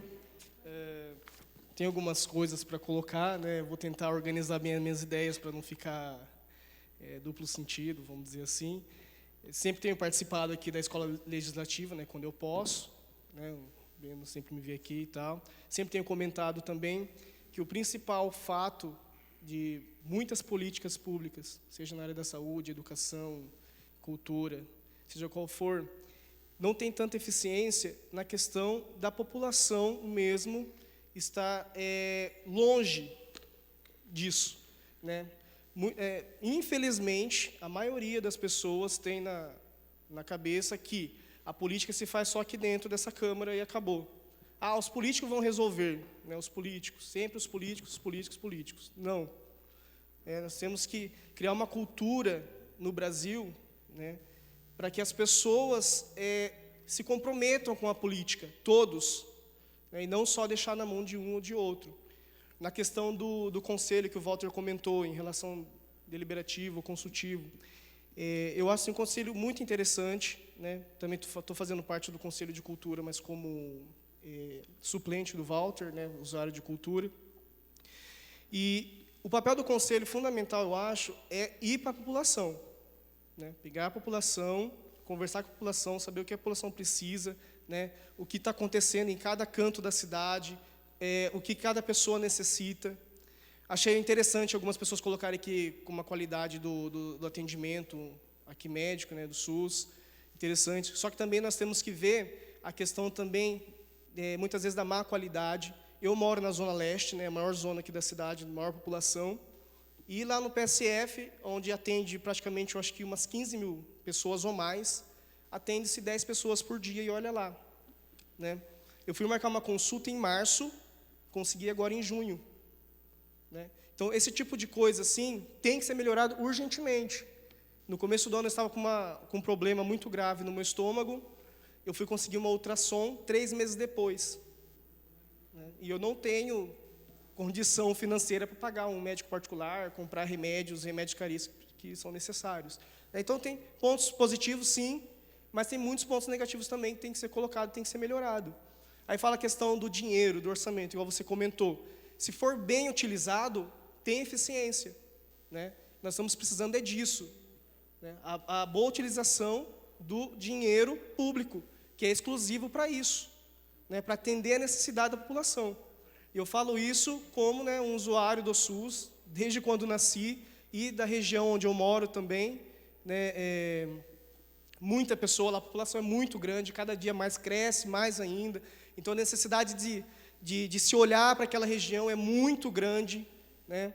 Principalmente por isso, a gente vê as filas enormes no hospital lá da Zona Leste, nos PSF, você tem que chegar às 5h30 da manhã para conseguir um encaixe, né? Às vezes a fila dá a volta no quarteirão, 10 pessoas pegam a senha e o resto vai embora, né, sem atendimento. Então, tem muitas coisas que necessitam ser melhoradas. E outra coisa que eu queria comentar sobre o conselho também, sobre o consultivo deliberativo, fala a questão também assim, de pessoas partidárias. A gente vê ultimamente assim, que os conselhos estão muito monopartidários, vamos dizer assim, né? Muitas pessoas de um partido só, e muitas vezes exclusivamente da gestão atual. Eu gostaria de saber a sua opinião sobre isso, o que isso interfere ou não, né? Então, eu acho assim que também no conselho, mesmo que ele não seja de um partido político, mas as pessoas que estão lá compondo são de partido político, né? Então, eu gostaria de saber a sua opinião sobre isso, né? A minha limitada visão, assim como você, um estudado sobre esse assunto, para explicar melhor sobre esse assunto. Bom, muito obrigado, boa noite.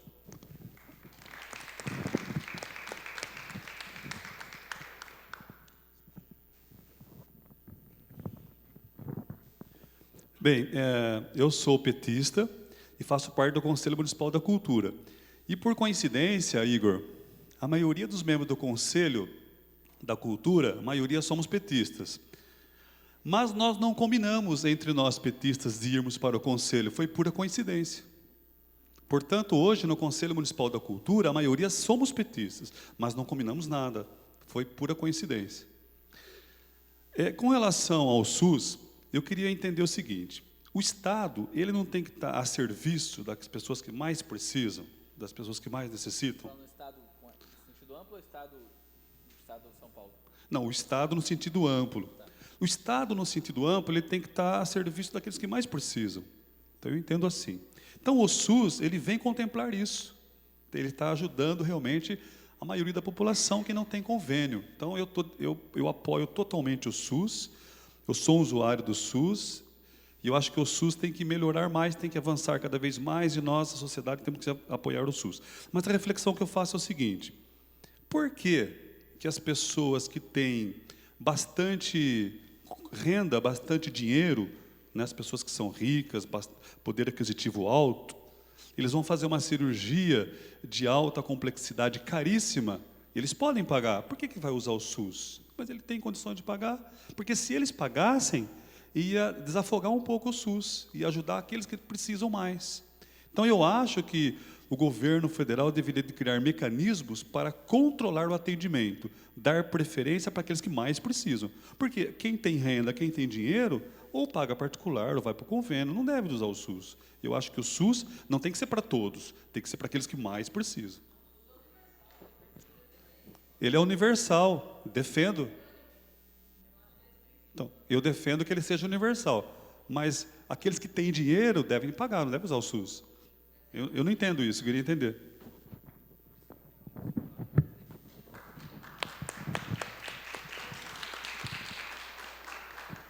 Boa noite, doutor.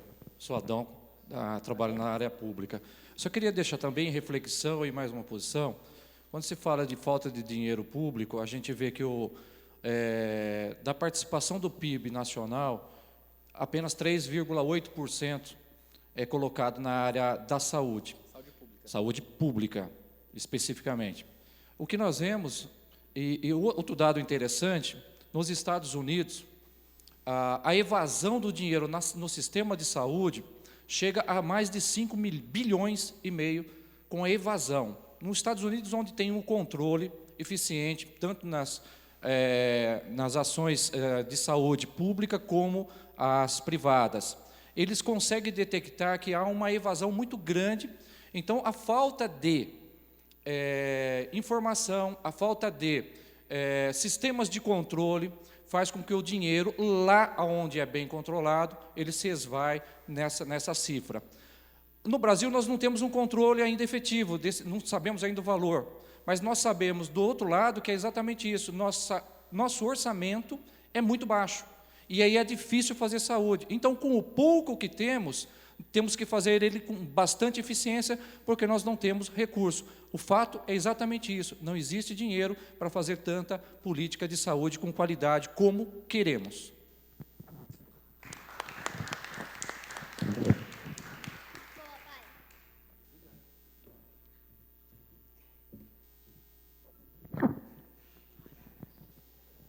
Suporte esse microfone tipo Roberto Carlos.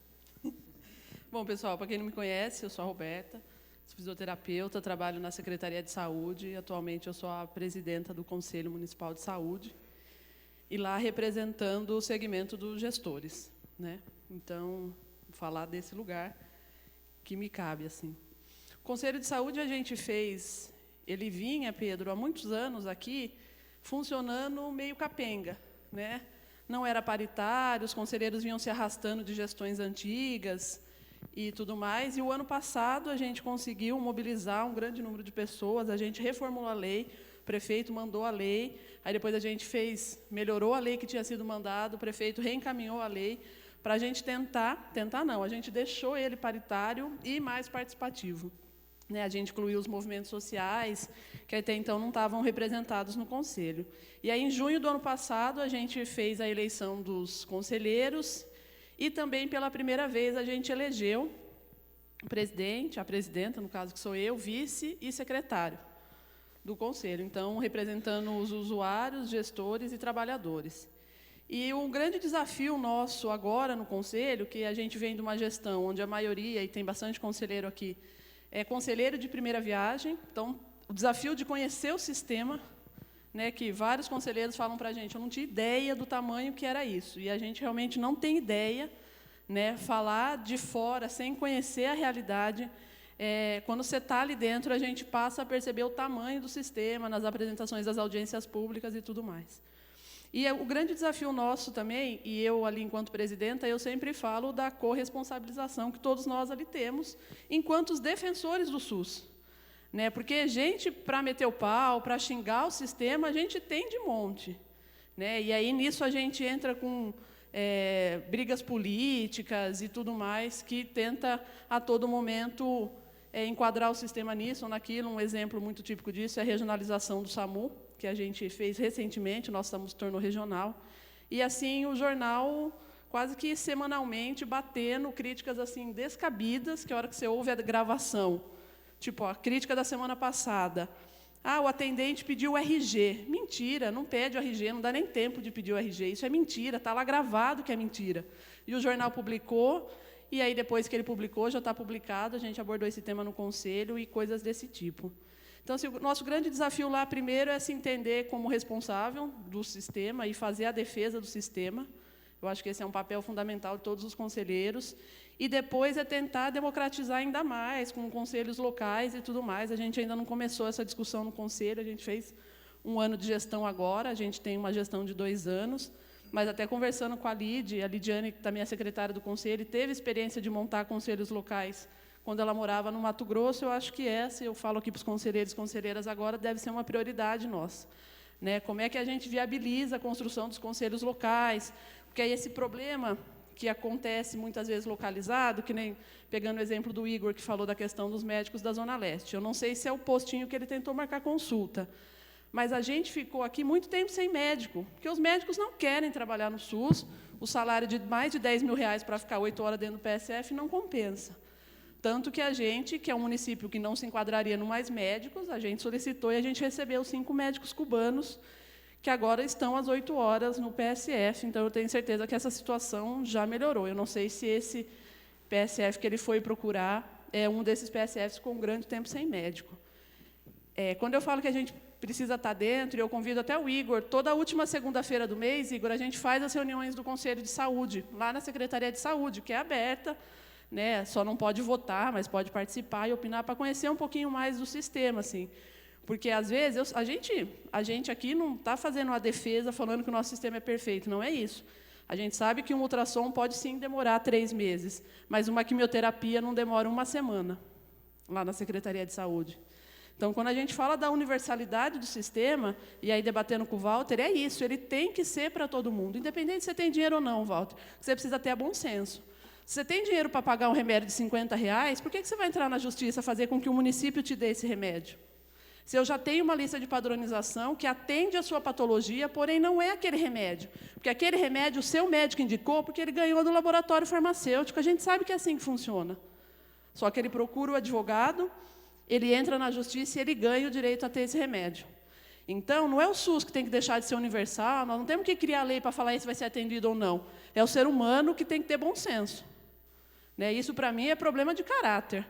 Com a desculpinha de que todo mundo paga imposto, eu tenho meu direito, aí eles acham que eles têm o direito de entrar, então, pedindo peruca, leitinho. A gente tem pedidos absurdos, que acaba chegando lá na saúde e a gente tem que fornecer. Então, o sistema jamais deve deixar de ser universal. O sistema precisa ser universal, equânime, do jeito que ele é. A gente tem que batalhar mais para que ele consiga fazer isso. E um desafio nosso é convencer o judiciário de que o SUS está, assim, bem estruturado, a gente tem a regulamentação do sistema, e a gente já tem lá a nossa lista de medicamentos, a gente consegue atender com aquilo que está lá. Então, a gente precisa convencer, sim, o Poder Judiciário de que o sistema funciona sem aquele ou esse medicamento. Né? E fazer essa defesa do sistema, eu acho que é a função da gestão do SUS, é função dos conselheiros de saúde, mas também é função de todos e todas os usuários do sistema de saúde, que nem o Pedro falou, todo mundo usa o SUS, direta ou indiretamente. É mais ou menos isso.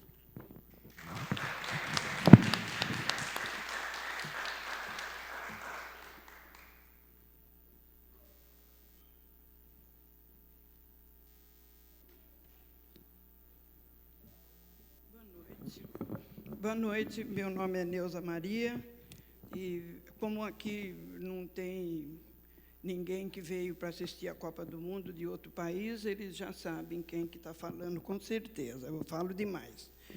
Eu queria te parabenizar, porque essa passagem que você fez falou sobre anos 70 e a migração dos movimentos sociais.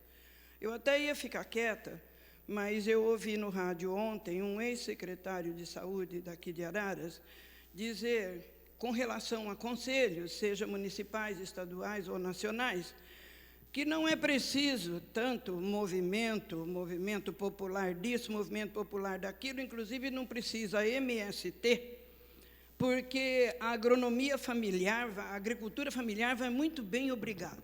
Então, quando você ouve uma coisa dessa, num rádio, num veículo de comunicação, apesar da idade, da diabetes e da tremedeira, eu fico meio nervosa.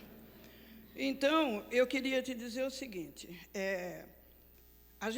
nós temos aqui em Araras, em todos os municípios, como você disse que já andou em vários municípios, nós temos muitos funcionários estaduais, tá? Pela firmeza da maneira como você coloca as coisas, e o Breno, são os meninos da gente, né? Mas eu também já ouvi muita gente, menina, falando tudo isso, e eu estou esperando faz 50 anos, pelo menos, e as coisas não mudam lá em cima. Então, eu queria te dizer o seguinte, nós somos muitos funcionários estaduais aqui em Araras. Araras está mudando um pouco, mas eu nasci aqui e é uma sociedade que come mortadela e arrota peru, porque isso aí é reflexo do Brasil. A Araras que eu conheci foi essa. E aí, o que acontece? Todos nós, funcionários estaduais, eu faço parte da comissão do IANSP, lá em São Paulo, e há 30 anos a gente batalha com isso. Todos nós, funcionários estaduais aqui em Araras, nós somos atendidos pelo SUS.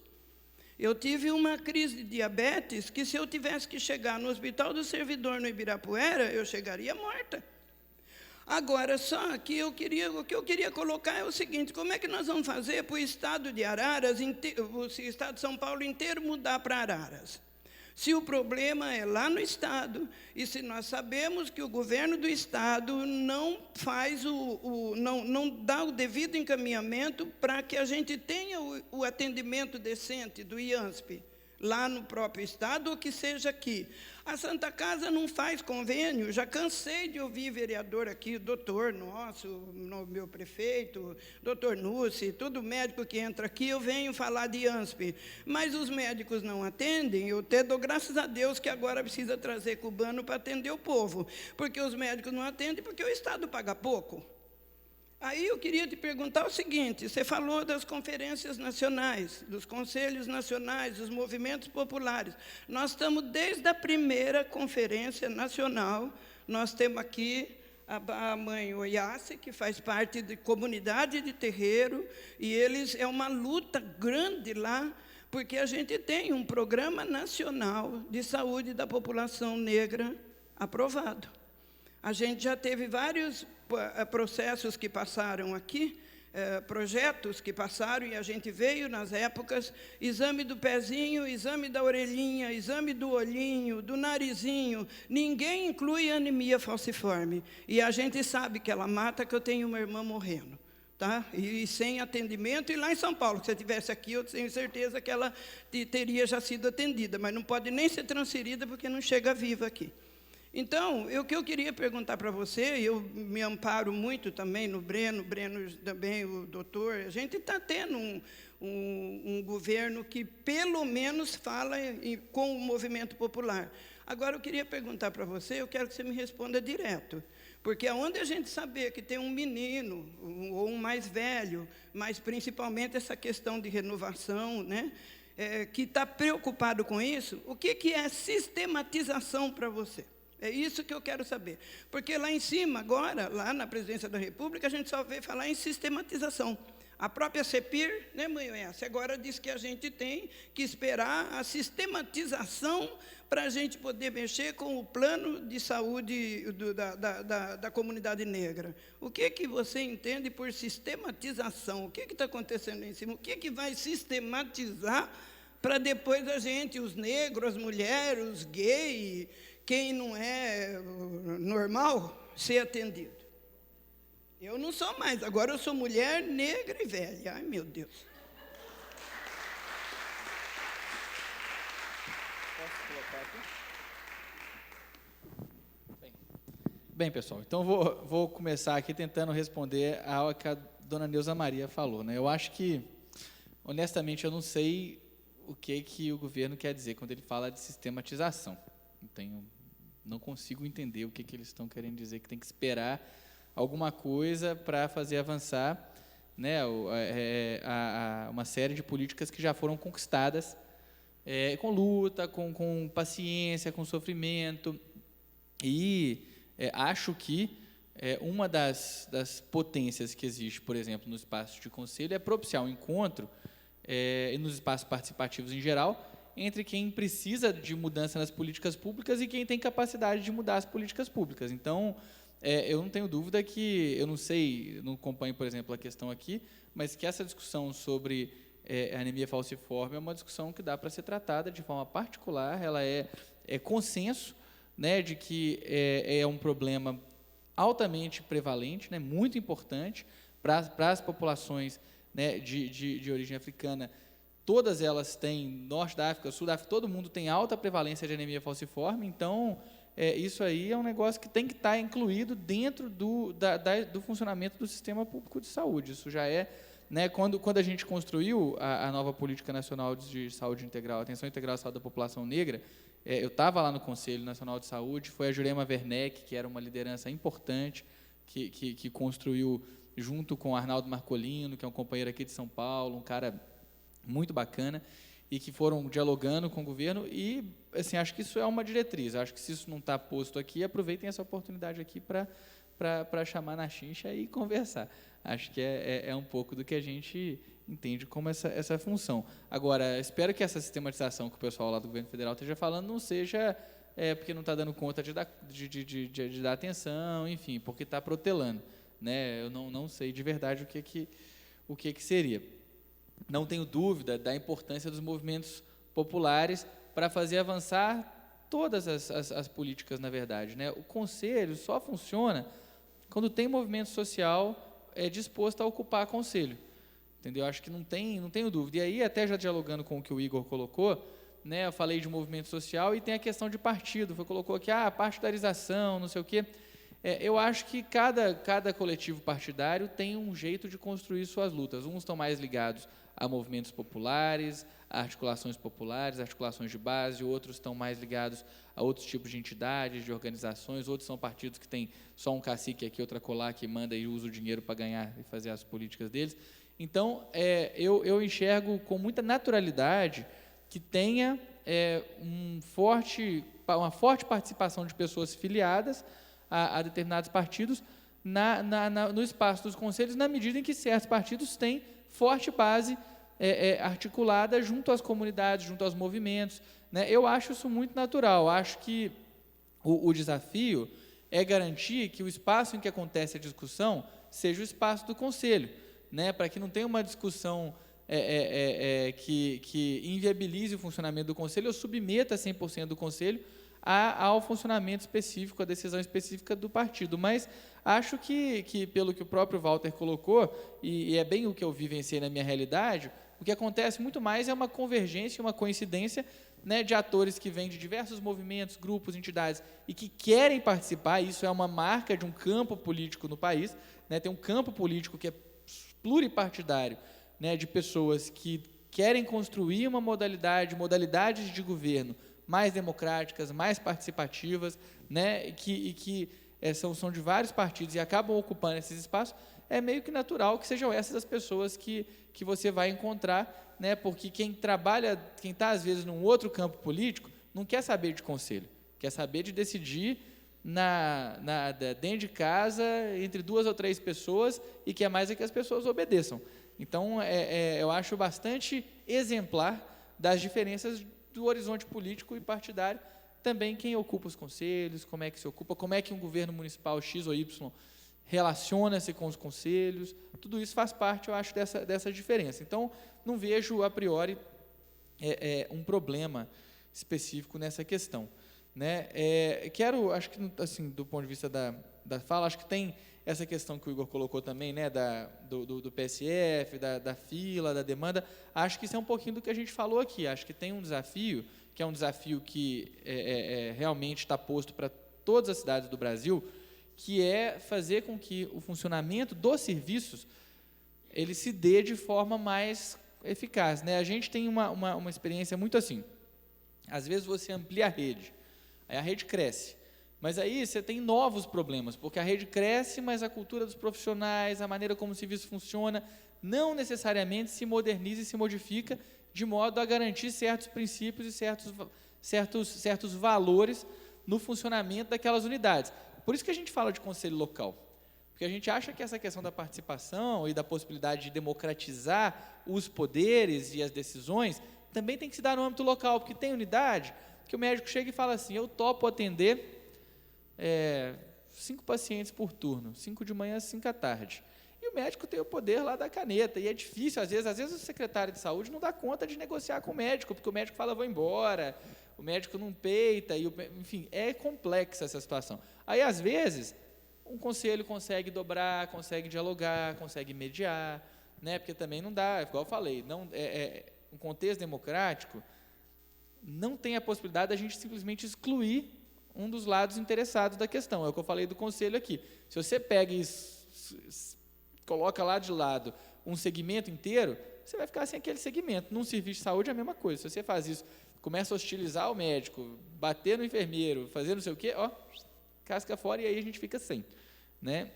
Então, o desafio aí é realmente trabalhar, a partir da hora que você consegue construir uma estrutura de rede mais ou menos vigorosa, que consegue dar conta do sistema, é trabalhar na gestão do trabalho.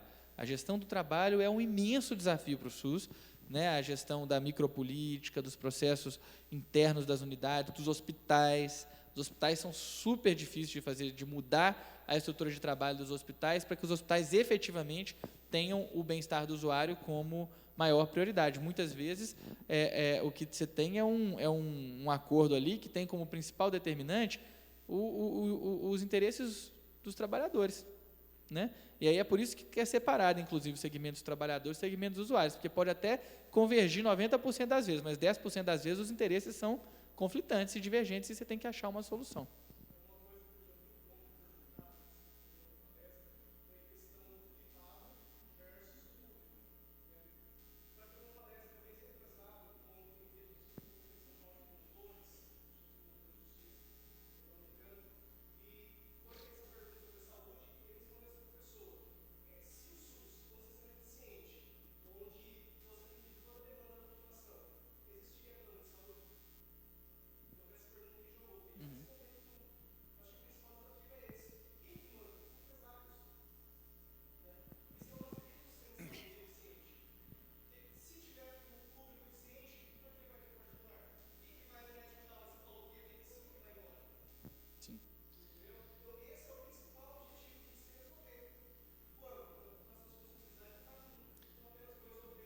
Mas, só para te falar, Igor, essa luta do público e privado no SUS, nós estamos muito longe dessa vitória ainda, viu, cara?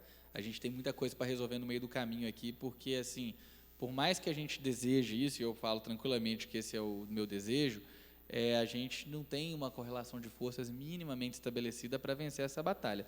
Então, a gente está fazendo essa batalha hoje, num campo que não perde esse horizonte, continua entendendo isso como parte do processo, mas que está querendo fazer o SUS funcionar do jeito que ele pode funcionar. E aí não tem necessariamente empresário atravessando a gestão da Secretaria de Saúde, tem a dificuldade para fazer a gestão funcionar do jeito que ela pode ser também, porque isso é parte do nosso desafio, entendeu?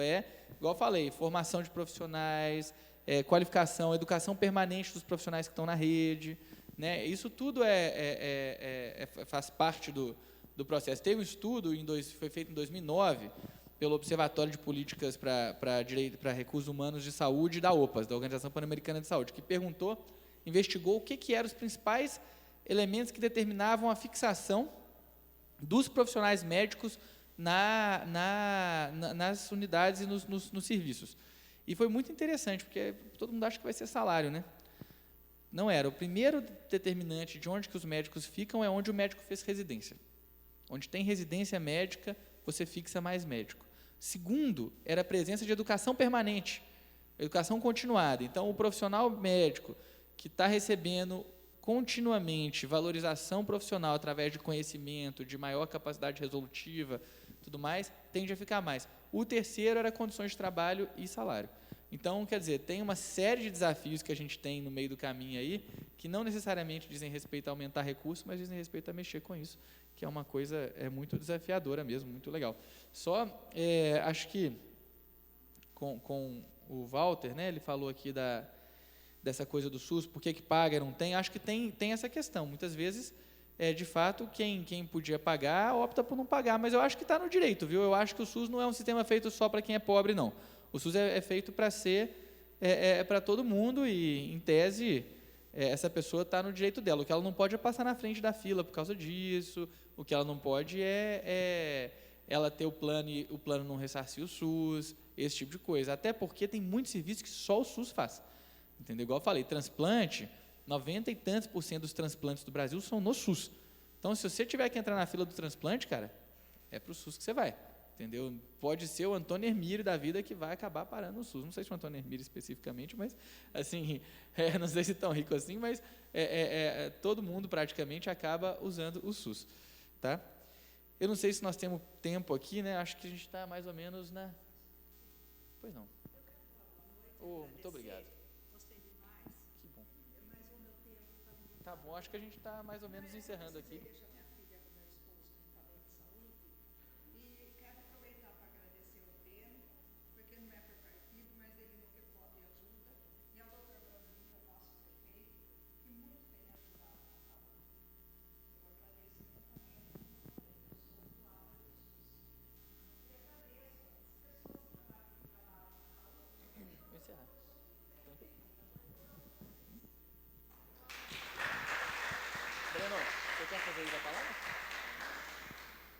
Tá. E aí, só assim, para a gente ir fechando aqui na nossa colocação, fiquei muito feliz que eu recebi aqui uma cartinha da moça que não quis aqui se identificar, mas falando, ó, tem um convênio em março, necessitei de uma consulta com ortopedista, não consegui agendar, consegui agendar apenas para julho.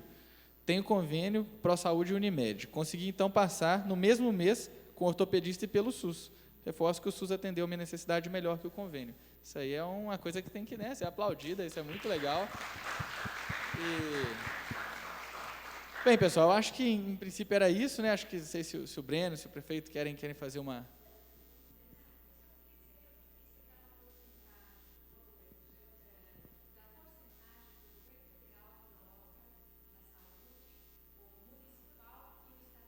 Tá. Posso repetir. Quero colocar então sobre isso do financiamento. Primeira coisa é o seguinte, ó, por lei, o governo federal tem que colocar aproximadamente 8%, 7,5% do total dos seus recursos no SUS, tá? Dos recursos do governo federal. O Estado tem que colocar 12%. E a União e os municípios têm que colocar 15%. É o mínimo obrigatório por lei. Aí tem como é que cada ente público decide gastar o seu dinheiro. E tem agentes, né, tem a União e alguns municípios que acabam trabalhando em sinergia, trabalhando juntos para que algumas políticas funcionem melhor. E o Estado de São Paulo, particularmente, ele fica competindo, fazendo serviços paralelos de funcionamento que, na prática, não se integram às redes municipais. E é por isso que, no caso de Campinas, a gente tem do cômputo do que é gasto no SUS de Campinas, especificamente, a gente tem 68%, mais ou menos, 69% de receita própria do município, 31%, mais ou menos, da União e 0,14%, que foi o valor, esse eu gravei precisamente, que foi muito marcante, que é o que vem do Estado para ajudar a financiar o SUS Campinas. É claro que o Estado tem outros serviços que não entram nesse cômputo, porque eles são serviços separados. Então, a Unicamp tem dinheiro do Estado, assim como tem dinheiro federal, entendeu? Mas esses serviços não se integram na rede. E aí é um problema, porque você tem uma rede, eu falei de gastar melhor o recurso do SUS aqui, gastar melhor necessariamente significa gastar de forma integrada, racionalizada, somando esforços. E aí o que acontece é que o Estado faz o contrário, entendeu? O Estado faz retrabalho, gasta mais às vezes do que precisava, não fortalece a atenção básica, entendeu? Então agora só que está perto da eleição, o Estado está começando a passar o que eles estão chamando de um PAB, um piso de atenção básico, o PABinho, que eles falam, que é, né, você está recebendo, que é uma mixaria, R$3, exatamente, ano, por paciente, R$3 por ano por usuário, por pessoa da cidade. Então, é uma quantidade ínfima de recursos, quando o ideal seria que fosse feito um forte investimento na estruturação da atenção básica, igual eu falei aqui, na estruturação da rede hospitalar, e permitindo que os municípios façam a gestão do recurso, feito ao que acontece com o governo federal, no que diz respeito aos recursos, quando manda para os municípios. Tá? Pessoal, eu acho que, então, assim, encerrando um pouco a minha participação aqui, eu quero agradecer demais o convite, agradecer aqui a presença do prefeito Brambila, que acho que honra muito aqui na gente vir falar e ter a tua presença aqui, assim como a de todo mundo que está aqui participando, a gente que acredita, defende um projeto para a saúde no país, para nós isso aqui é uma oportunidade de realização profissional, política, poder conversar e ter a expectativa de que a gente vai ter mais gente disposta a lutar, a defender e a construir essa ideia, esse desejo que é ter um sistema público de saúde composto com a participação das pessoas no seu dia a dia. Né, vou passar, então, o Breno e o prefeito querem falar uma palavrinha, por favor.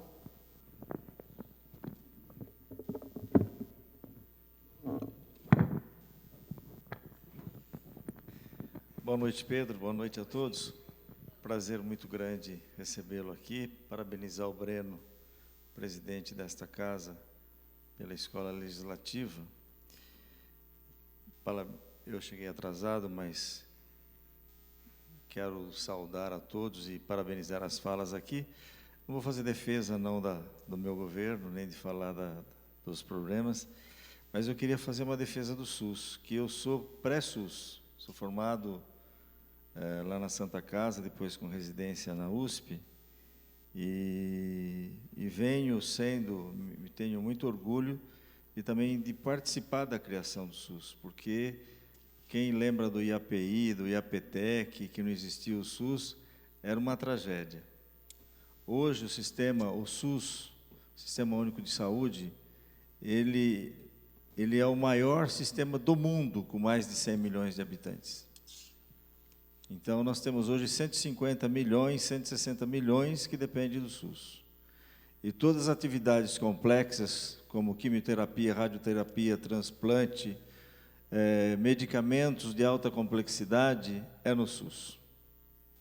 Tem muita gente que não tem a ideia do tamanho do que representa o SUS na sustentação do sistema de saúde no Brasil.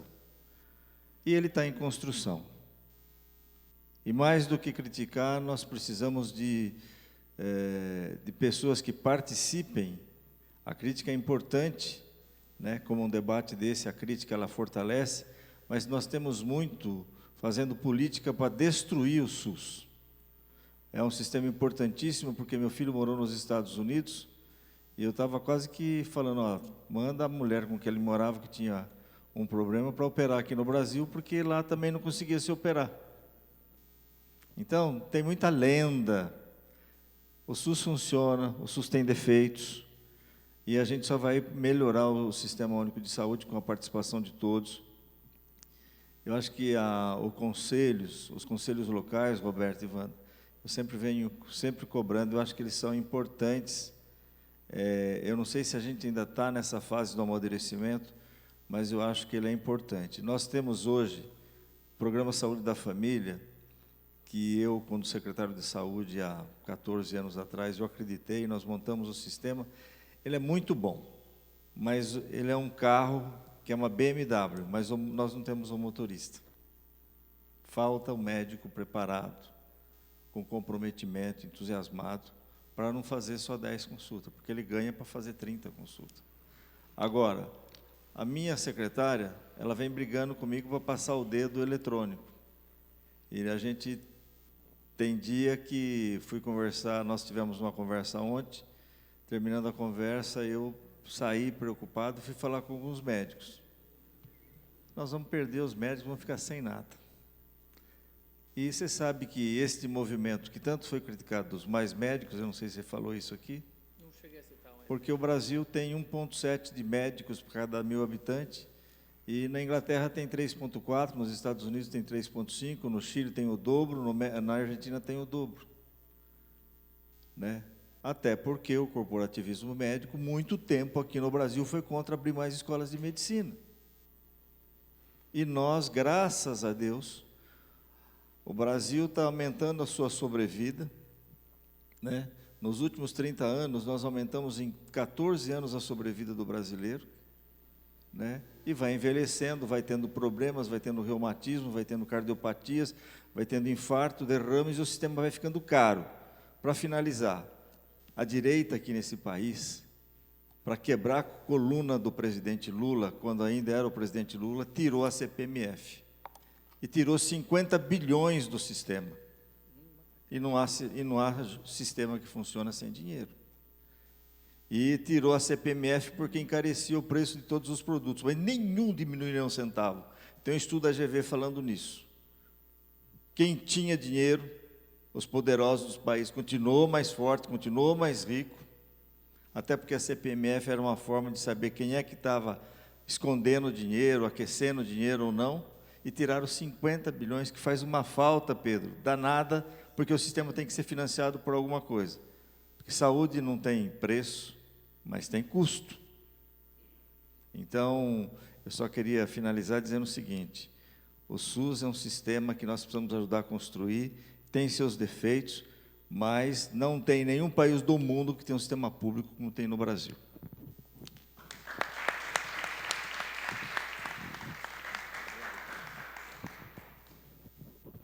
Quero agradecer aqui a presença de todos e todas, do prefeito Brambila, que veio no lançamento, tem nos apoiado nessa iniciativa da Escola Legislativa de Araras. Aqui nós já temos vários que têm vindo em várias atividades, né, da Escola Legislativa, então esse espaço de atuação para os servidores, para a atividade parlamentar e para a comunidade, né, que tem se fortalecido. E lá em Campinas também foi criada recentemente na Câmara de Campinas a Escola Legislativa de Campinas. Essa, na prática, é a primeira parceria da Escola Legislativa. O Pedro vem representando o Legislativo de Campinas. Muito nos honra o Pedro estar aqui conosco, dialogando nesse tema tão importante, e de vários conselheiros municipais, a secretária municipal de saúde, pessoas que acompanham a saúde pública no município, o sindicato dos trabalhadores da saúde aqui presente, vários movimentos e organizações que participaram dessa atividade e outros usuários também. Ficamos muito felizes também com as participações, pessoas que fizeram aqui intervenção, várias delas, inclusive a Elaine Brambila, e todos aqui que se pronunciaram, contribuindo com este importante debate, que possamos realizar outras atividades, dar prosseguimento a essas discussões aqui que foram levantadas, e que possamos, que também quem quiser, eu já sempre reforço isso, trazer outros temas, dar outras sugestões. Isso tem possibilitado também a Escola Legislativa a ampliar a sua programação. Às vezes, de um evento ou outro também, isso tem criado outras demandas também para outros temas. Isso tem nos ajudado também a construir esse primeiro ciclo de palestras da Escola Legislativa, além de outros cursos com maior duração também que nós estamos planejando. Obrigado, Pedro, muito obrigado pela sua presença, contribuiu bastante conosco, obrigado por ter se disposto a ajudar nessa construção da Escola Legislativa e contribuir também com a saúde pública e controle social da nossa cidade.